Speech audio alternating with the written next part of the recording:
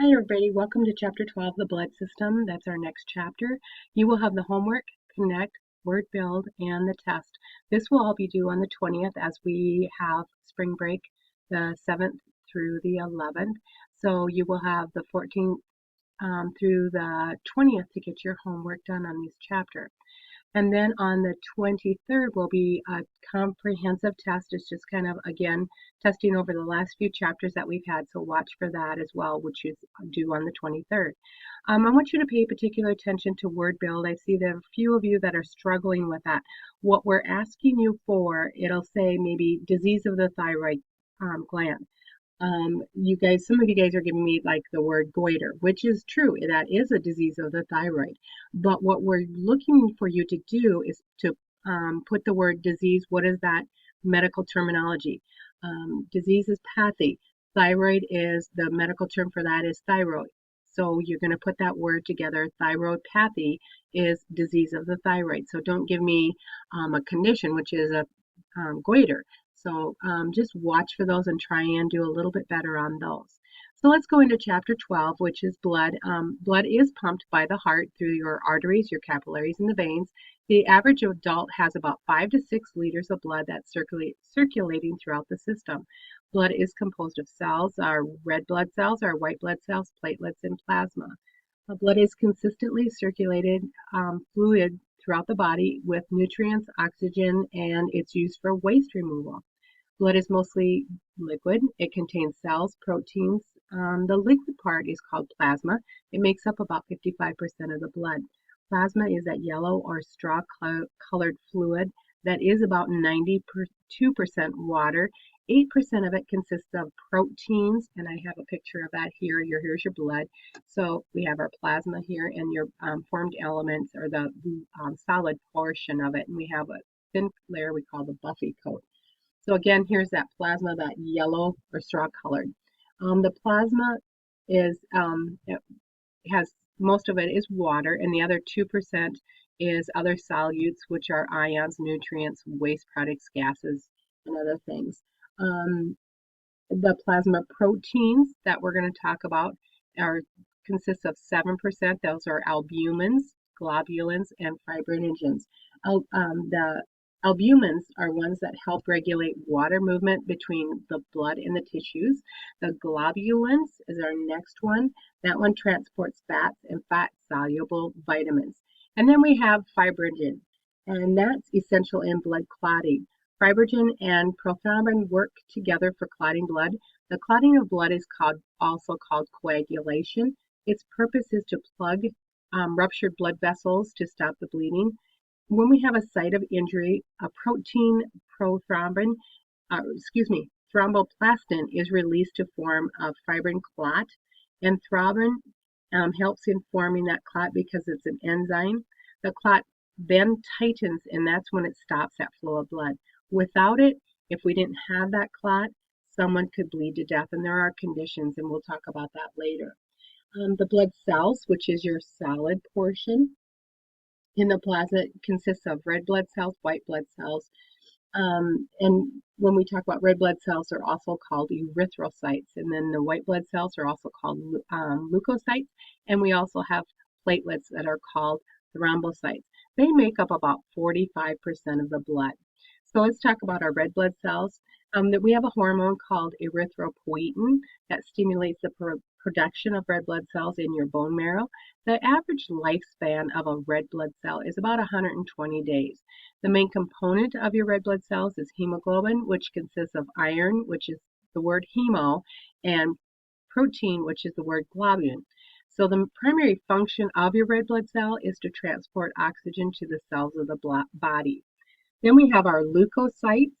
That's our next one, or we also call them white blood cells. What their job is to protect against disease. The white blood cells are transported in the bloodstream to the site of infections. That's their job, is to protect against any disease and let them in the body. There are two main groups of leukocytes. We have the granulocytes and agranulocytes.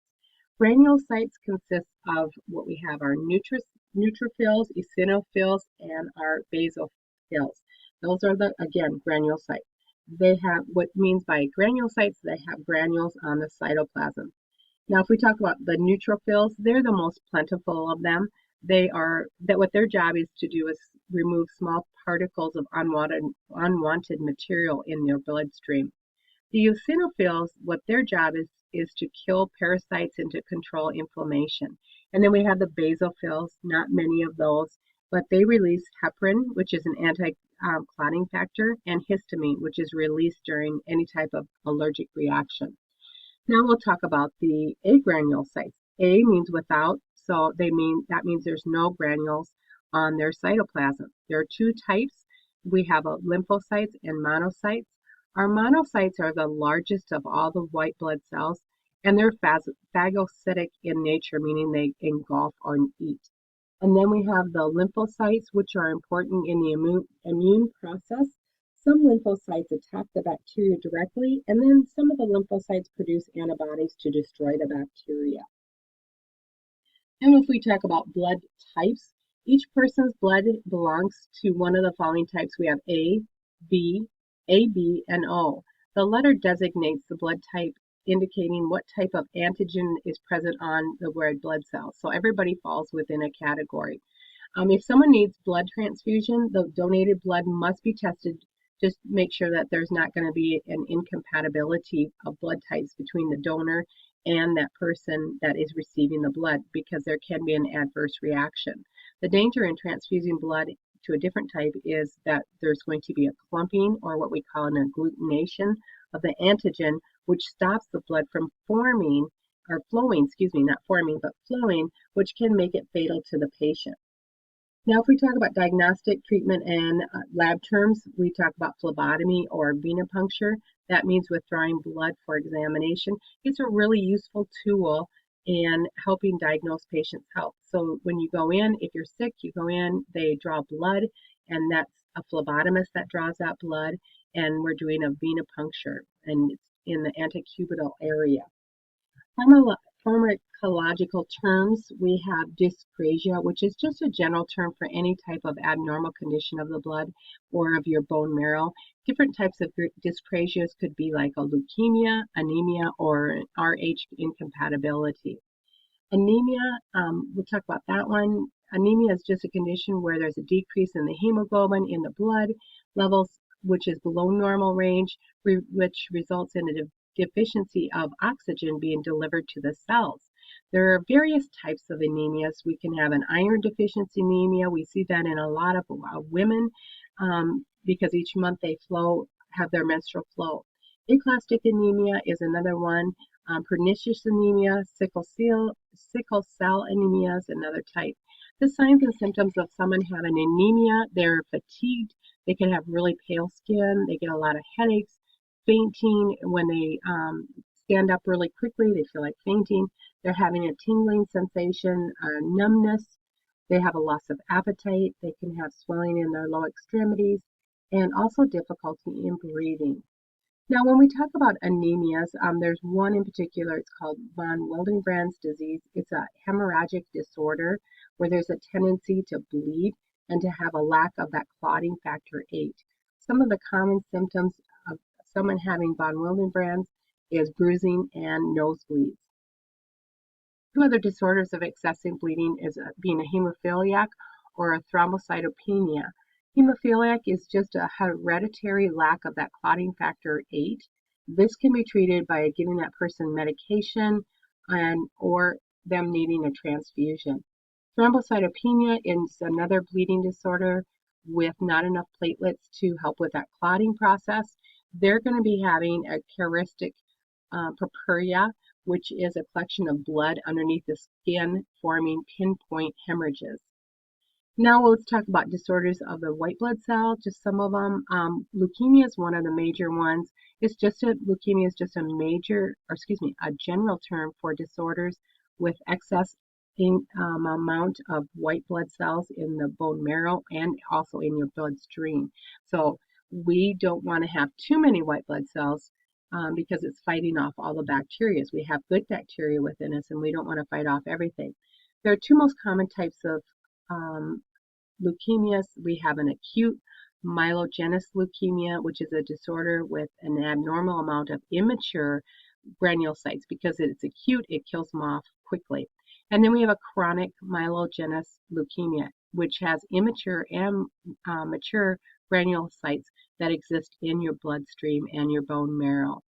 Then another type of blood disorder I want to talk about is erythroblastosis fetalis, or it's an Rh factor incompatibility between the mom and the fetus.